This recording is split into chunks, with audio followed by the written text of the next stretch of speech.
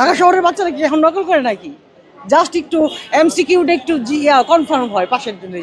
আমার ছেলে অনেস্টলি বলি, আমার ছেলে ভয় পাইছে। ভয় লাগছে, আমাদেরও ভয় লাগছে, আমাদের আরো বেশি ভয় লাগছে। সেরকম ভয় পাওয়ার কিছু নাই। আসলে শিক্ষামন্ত্রী যেটা বলেছিল ওইটা আমরা বারবার অ্যালার্ট করে দিয়েছি। যে আমরা দেখছি যে শিক্ষামন্ত্রী এবার নানা নিয়ম বেঁধে দিয়েছেন, এতে যারা পরীক্ষার্থী তারা কি একটা ভয় ভীতির মধ্যে আছে কি?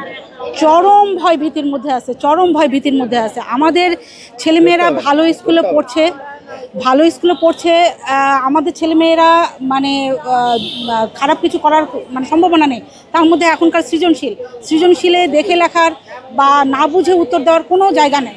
তবে আমি এইটুকু বলবো শিক্ষামন্ত্রীকে, উনি তো নতুন এসছেন, ভালো কিছু অনেক হয়তো করবেন, তবে উনার উচিত হয় নাই যে সেই ছাত্রদের মধ্যে বা ছাত্রীদের মধ্যে একটা ভীতিকর পরিবেশ তৈরি করার।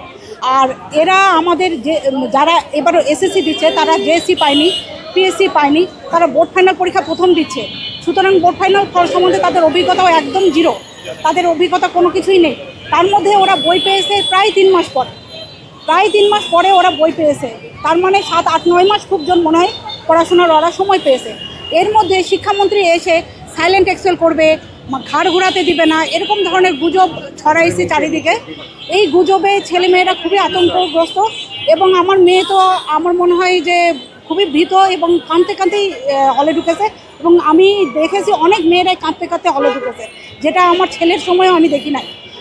ওরা তো ফার্স্ট টাইম এই পরীক্ষাটা দিচ্ছে, ওরা জীবনের এটাই তো ওদের প্রথম বড় পরীক্ষা, পাবলিক পরীক্ষা। অবশ্যই ভয় লাগছে, আমাদেরও ভয় লাগছে, আমাদের আরো বেশি ভয় লাগছে। এখন বাচ্চারা নকল কি করবে?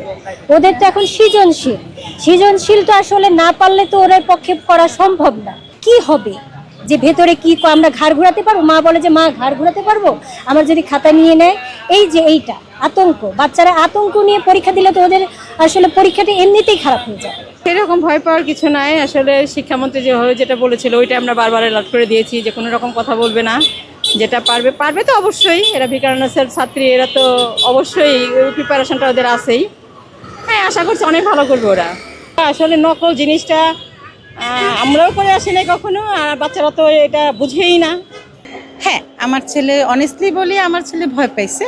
তো আমি বুঝাইছি, বাবা তুমি তো অসৎ কোনো কাজ করবা না, তো তোমার ভয় কিসে, রিল্যাক্স মোডে পরীক্ষা দিবা। তিনি বলে কি আম্মু যদি উনি আসেন, আমি আসবে, ওরা তো ভিজিট করতেই পারে, তো সমস্যা কি, তুমি সালাম দিবা, দেখা হলে তোমাকে জিজ্ঞেস করলে কেমন পরীক্ষা হচ্ছে কথা বলবা, দ্যাটস ইট। ভাবটা ওই রকম গণনকল আসলে আসে না, হয় না। যারা নকল করে তারা পড়াশোনাই করে না আমার মতে। বলবো নকল করার মতো কিছুই নাই। শিক্ষামন্ত্রী হয়তো জানে কি না আমি জানি না, আমি আমার ছেলে মেয়েকে পড়াই নিজের হাতে। নকল করার মতো কিছু নাই, সব সৃজনশীলটা পুরোপুরি বুঝতে হয় এবং বুঝেই লিখতে হয়। অতএব নকল করবে কি দিয়ে? আমাদের কোনো ভয় নাই, কারণ ঢাকা শহরে আইডিয়াল বা ভিকারুননিসার বাচ্চারা তো নকল করার প্রশ্নই ওঠে না। এখন সরকার তো যেভাবে চাপ দিয়েছে তাতে তো মানে বাচ্চারা অনেক ভয় পেয়েই গেছে, যে না মানে অনেক ভাবতেছে যে অনেক কঠিন হবে বা অনেকভাবে এরা আসলে পরীক্ষা জিনিসটা হচ্ছে যে পড়াশোনাটা হচ্ছে আনন্দ সহকারে পড়বে, পরীক্ষা দিবে যে কোনো ভয়ভীতি ছাড়াই। তো এখন ভয় পেয়ে যদি বাচ্চারা পরীক্ষা দিতে যায়, অনেক বাচ্চাই দেখা যাবে কিছুই লিখতে পারবে না।